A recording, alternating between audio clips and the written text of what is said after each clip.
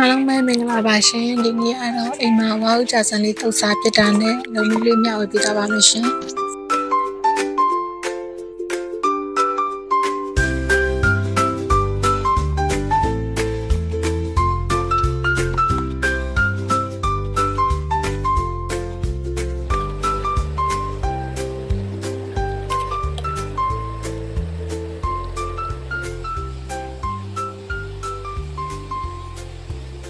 မိုးရေရမ်းရွာနေရနဲ့ဈေးလည်းမတော်ပြတော့အိမ်မှာရှိတဲ့ပစ္စည်းလေးနဲ့ပဲအလွယ်တကူလှုပ်ရှားဖြစ်ခဲ့ပါလို့ရှင်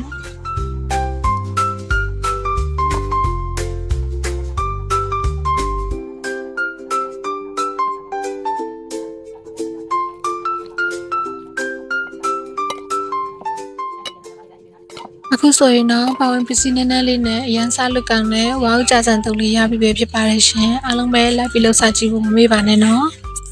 ဆုံးထိကြည့်ပေးလို့ကျေးဇူးပါနောက် vlog တွေမှာပြန်တွေ့ပါမယ်ရှင်